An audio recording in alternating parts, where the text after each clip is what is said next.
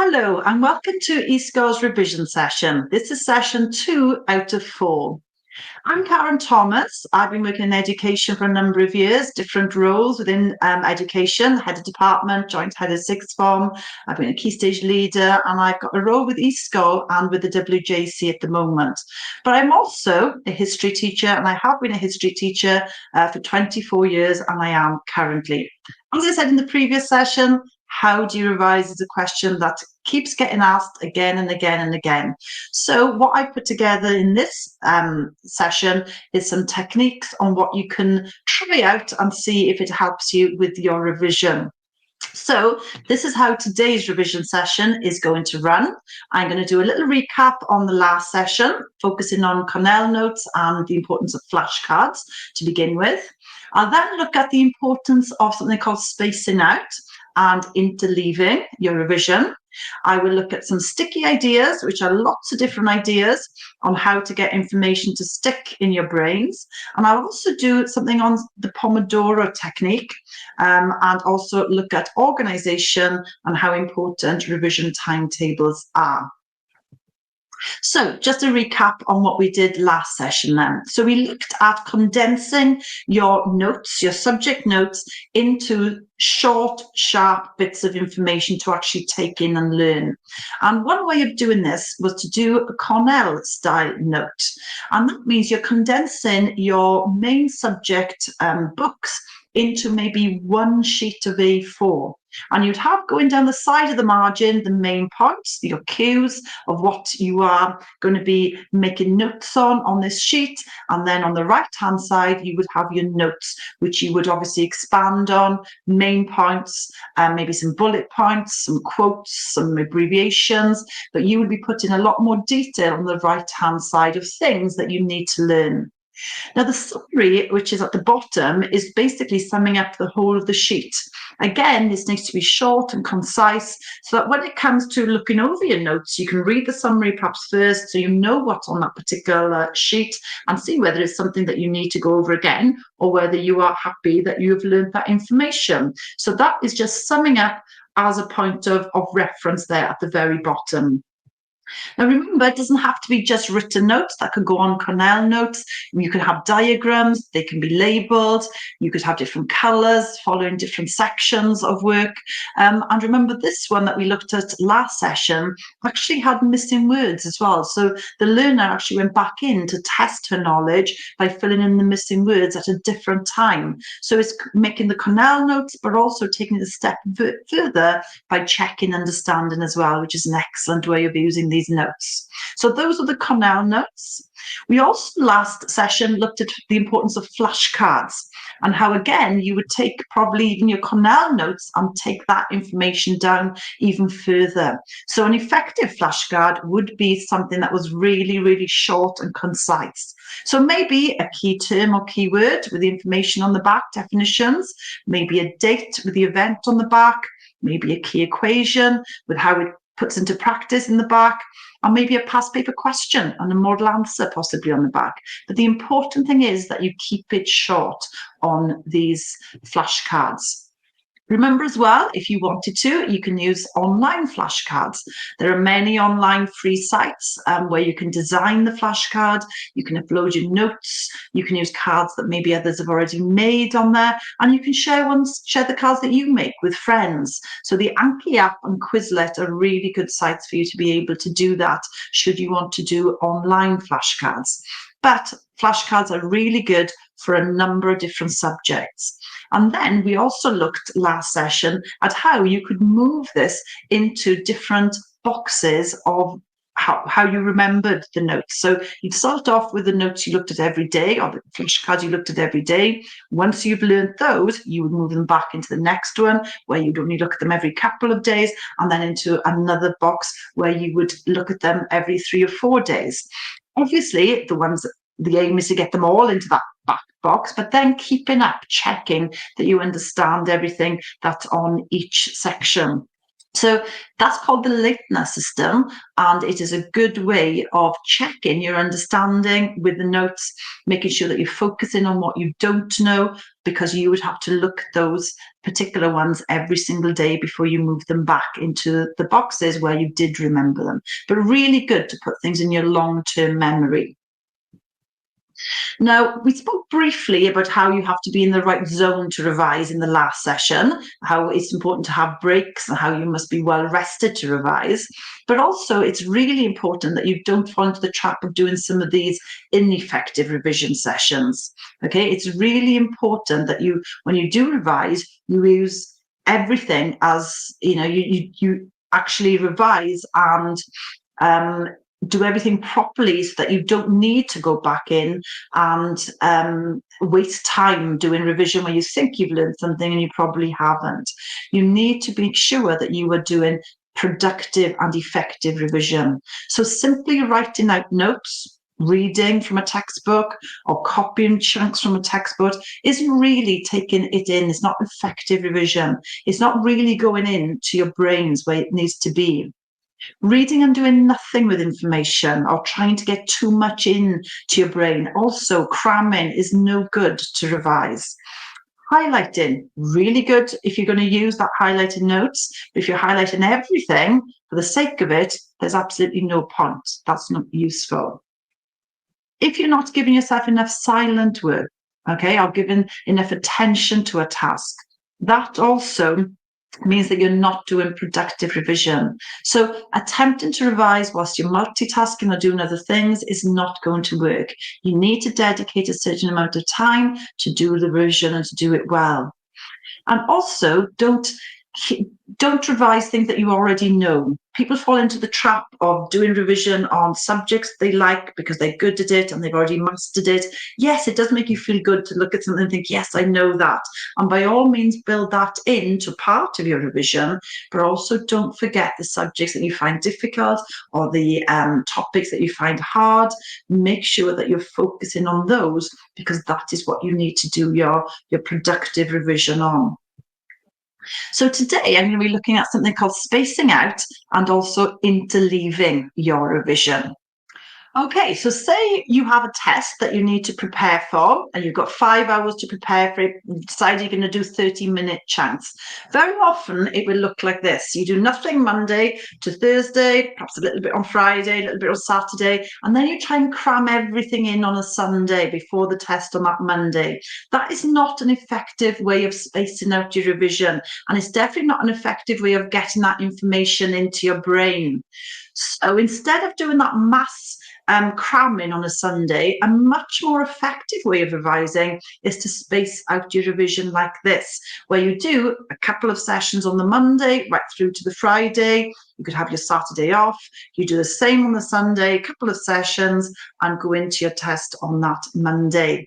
So by breaking it up in this way and spacing it out, you will be able to consolidate what you've learned and retain the material much more effectively than trying to cram everything in on that Sunday. So spacing is really, really important. Okay, it's to commit them to memory. It takes time. It takes repetition. So doing a little amount regularly is a lot more effective than doing it all at once. So you don't get swamped. You don't get stressed and overwhelmed. You take your time and you are remembering things in the lead up to that test. Now, there is an optimum spacing between tests and exam. If you have a test in a week's time, they say generally you should leave a day or 2 days between revising. If your test or exam is within a month, you should have gaps of a week. If it's 3 months, you're looking at gaps of 2 weeks. So spacing, doing a little and often, beats doing it all at once and cramming. So you are able to relearn information when you go back into your revision. It cements it in that long-term memory that you need to put it into that part of your brain. It keeps it there, and you can go back and revisit it in the next session. So it helps you to revise much more efficiently. So spacing, really, really useful. Now, the other thing I said we were going to look at today is something called interleaving. Now, this involves switching between ideas and topics during a study session. So, as we've just looked at spacing practice, leaving gaps between study and being effective, this is when you will study multiple topics within a subject normally. So, interleaving means mixing it up. So when you do some revision, very often you think to yourself, I'm going to do Macbeth on my Monday revision. I'm going to do Inspector Calls, say on the Tuesday, creative writing on the Wednesday, unseen poetry on the Thursday, and some Jekyll and Hyde on the Friday. So you've covered everything. That's great, but you're doing it in blocks like that. Now, that is not the best way to organize your revision.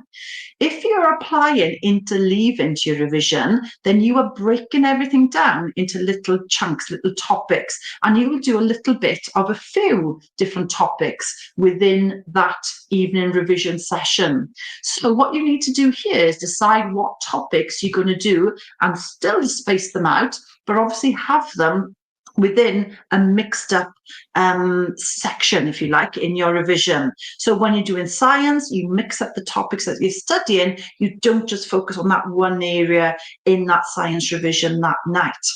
So your English revision could look more like this. This is much more effective, organising your revision in this way. So, for example, on the Monday, you do Macbeth, Inspector Calls, and creative writing. So you do 25 or 30 minutes of each, and then you will obviously finish your revision for that evening. The next day, you're going to do unseen poetry because you haven't done that yet. You're going to do Jekyll and Hyde because you haven't done that yet. But you're going to do Macbeth, and you're mixing everything up within each session. You're still doing English, you're still doing them all, but it is a much better way of doing revision to do it in this way of cutting it up into different sections. So it's called interleaving. Highly effective. It's good for your brain to think slightly differently with each section, and it's really good to do as a topic, sort of having a break between different topics. Some people will do different subjects in this way, but generally it is used for different topics within the subject. So with regards to interleaving then, it's a theory to do more than one topic in each evening session, and that will help you to make better links between the different topics. So switching them up between each session, reviewing them in different orders as well. So when you are going over them, you're not doing them in exactly the same order every single evening. And that helps to make better links. It helps you to remember more things, to have more connections. So interleaving, a very, very useful technique to try as well. So we looked at this in the last session. Remember, you are all different. You will all enjoy doing different types of learning in your revision. So if you're visual, some of the suggestions there will work for you. If you're an auditory learner, the middle section will work for you. If you're kinesthetic, the end section there will work for you. But remember, mixing and matching is absolutely fine as well to find out what works for you. And remember, different subjects as well will lend itself better to different types of revision techniques. So you need to train your brain. You need to get the information to stick in your head. So you need to have as many sticky ideas, as we call them, as you can to make sure that your revision is productive. Now, what I've got here are some sticky ideas. Some of them we've looked at already. Some of them are new ideas. Just things that you could try to get information to stick into your brains. So we've looked a lot at flashcards, revision cards, question and answer cards, and we've looked at how you can use that in a retrieval way by moving the cards into different sections in a little box. Keyword questions are really, really good as well if you want to learn some facts. Making your own revision podcast where you're telling somebody about something, that can help your understanding and cement knowledge into your brain. Doing exam questions, really good. Maybe starting off with a mark scheme. Remember, you can ask your teachers for exam questions. You can go on the websites and you can try the exam board websites. They will have past papers there and mark schemes that you can look at. Maybe if you like working with somebody, a revision buddy for certain subjects or a small revision group, maybe creating mind maps and each one be getting progressively more detailed than the previous. I'm going to talk about mind maps a little bit more later as well. And also, post-it notes are really, really good, and having them around the house as well. So you might have something like this. I've seen somebody do a subject where they've separated the different topics within a subject with post-it notes and a mixture of mind maps and post-it notes there. And also putting them around the house, so on the fridge, on the cupboard door, on the bedroom door. Okay, things that you could just catch your eye and test you on something to make sure that information is there and you are retrieving it from your brain. So other sticky ideas could be putting text and images together, a bit like Pictionary, where you're working out what is trying to be drawn or said, and you can test your friends on that. If it's an extended answer, so what happens next? What? You want to make sure that you are putting detail into extended work. So make sure that whereas flashcards, you keep everything short. If you're going to attempt to do a past paper question or an essay, that you are developing and putting detail into the answer. With English as well, point, example, explain, a really good technique there that you might have been taught in your school. Taboo as well, where you are explaining something without using that word, and people have got to try and guess what the keyword is. You could be creating arguments, for and against arguments, or debates about certain things. Reading and highlighting what you don't know is great, but then just make sure you take it on that next level and do something with those highlighted notes. So highlighting keywords when you're actually doing the exam questions are really good as well, because it's showing that you know what you're focusing into when you are putting your answer together. So underlining and highlighting when you're doing past papers, really, really useful. Maybe we've already said that talking things through makes sure that that knowledge has gone into your brain. So if you can explain definition, concepts by verbalizing it either to yourself or to your parents, your friends, or even your dog, it's not that you want them to say anything back to you. It's you just speaking the explanation that counts and makes sure that you understand it fully. We spoke about this just now, Pictionary and drawing pictures to go with certain elements of the course. So condensing key information. So you've got pictures, could be comic strip, it could be diagrams, maybe adding no more than 5 words to help you remember bits of information, and then turn your sheet over, use your pictures to try and answer the topic question that you're trying to answer. So pictures can be really good, especially if you're a visual learner. Taboo as well. Okay, we mentioned this. So in pairs, being able to describe keywords that you've been given to your partner without mentioning the word itself. Your partner then has to try and work out what keyword it is that you're describing. And obviously after 5 minutes, you could swap around and they could explain maybe 5 words that they've picked out to you, and you have to guess what the word is. Now, mind maps are really, really useful. Creating a mind map that uses all the information, the key bits in a topic is really, really good. So you could have one main central image for the topic. You could use images throughout for your key points. You could use colours and patterns in mind maps. You could talk through a mind map to a partner in school or to somebody at home, and you could then cover the mind map and try and reproduce it from memory with all the key things that you need to know for that particular subject. So I have some examples here for you to have a quick look at. It could be something quite generic with a subject in the middle, the 4 topic areas that you've got to learn, and then key things coming off that you need to remember for those particular topics. Could be facts, could be dates, could be anything really, a diagram, and that would be an easy way of learning, maybe a good starting point to start yourself on your mind map revision journey.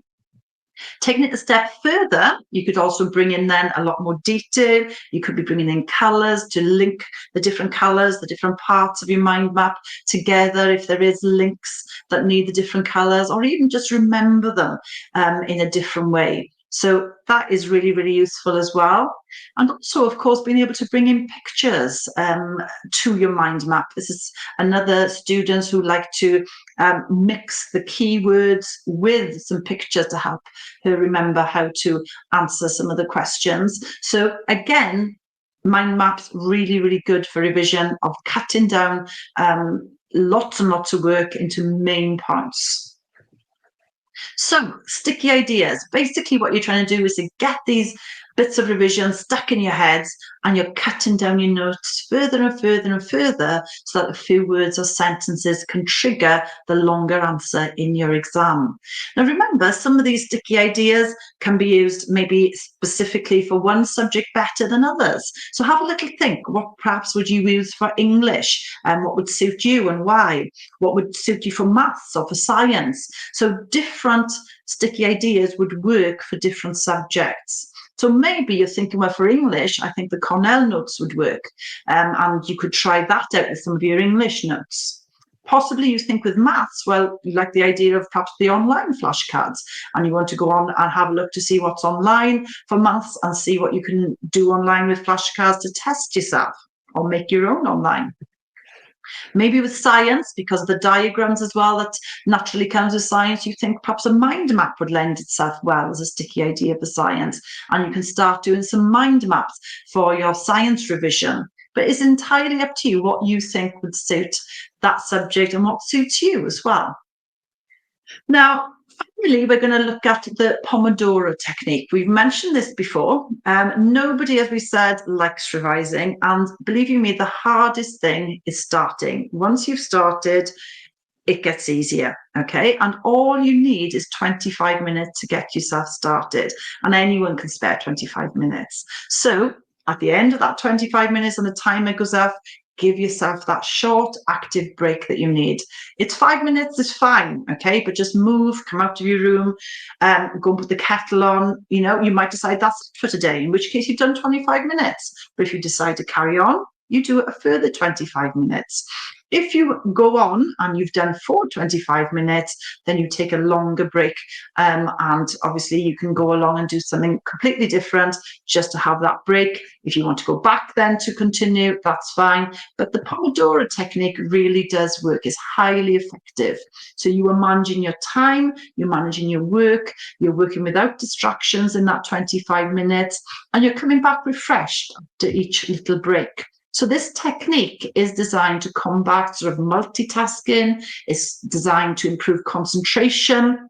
And as we know, when you come in to start revising, your concentration is high, as it is when you know you're going to end your little revision session. So by doing them in small chunks, it is much better. You're in that zone a lot more to learn. So it is great for you to have a go at this and see if it works for you. So it's called the Pomodoro technique, and it is very, very famous, and it really does help when you're doing 25 minutes of a certain theme, and then obviously you can interleave, bring in a different section of that subject or a completely different subject to do your next 25 minutes revision on. So as a little summary then, so the key points really from this session is to be active in your revision. Repetition is really, really useful. Retrieval is really, really useful to get that information out of your long-term memory.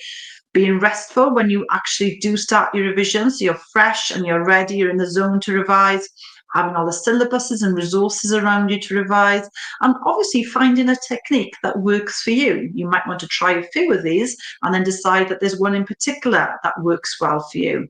So what for you is the two things you will remember about effective revision from this session? And maybe have a think about what methods you intend to use in your future revision. This is a little revision timetable, okay? As you can see here, for most days at the moment, you're going to be in school, but you've got the after school. Now, this one has been put into hour sections. Now, better than that is if you can cut those down into 25, 30-minute sessions, okay? So split them down even further. So you are concentrating and doing a really good revision session for 25 minutes, having that 5-minute rest, and then doing another 25 minutes, okay? And doing different subjects or interleaving different themes within each subject in each session. So what you need to do next is to make a list. What do you need to know? Have a little timetable going, space out your schedule, study each topic little but often, and leave yourself enough time, which is why it's important to start thinking about these things now. Also use effective study strategies. So test yourself, keep the rereading and highlighting to a minimum, but condense your notes and make sure that you are retrieving and using some of these retrieval practices to test yourself, that you understand. If there are any gaps in your knowledge, then you know what you need to concentrate a little bit more on. And those are the ones that you need to put in to your maybe next week's revision schedule. And you need to close those gaps. You repeat steps 3 and 4 as many times as you need to until you are comfortable with everything that you have got to learn and revise. So prioritize your subjects, okay? Make a list of all the subjects you currently take, maybe rank them with 1 to 9, with 1 being the strongest, and then rewrite your list in the order that you have numbered. And what I suggest you do is you work from the bottom, the ones you put a 9 to, okay, and you mix them up as well. So the ones that you find difficult, do not just leave until the last moment, okay? Spend a little bit of time on them. So start with those that you find difficult, okay? Do a little bit on them. If you lose focus, but you're happy you've learned something, move on to a different topic or subject that you feel more comfortable with. But don't keep going over things that you know, okay? Of course, test your knowledge, but be productive in your revision. Make sure you are focusing on those subjects that you perhaps don't like or you find difficult, because it's really important that you give enough time to revise those as well. So, quick recap on what we've done today. We've looked at the importance of spacing out and interleaving revision. We've looked at a whole load of sticky ideas. We have looked at the Pomodoro technique of taking regular breaks, and we've spoken about organisation and having a weekly revision timetable. So just remember, your revision needs to be flat. We've looked at this last lesson. You need to be focused without distractions. It needs to be long-term, it needs to be active, and you need to transform your knowledge into a different format to make sure that you've understood and learnt it. So, same as last time, have a go at one of these techniques, see if it suits your style of revision, see if it suits the subject that you're revising, mix and match them, and just have a go really and see what you enjoy doing. Now, our next revision session, that would be number 3 out of 4. We're going to be looking at retrieval again, looking at something called dual coding, looking again at spaced practices and interleaving, looking at something called concrete examples and elaboration, looking at command words, mapping it out, doing some brain dumps, looking at past papers and self-quizzing. So I hope you can join me for the next session, which is number 3 out of 4. Thank you very much.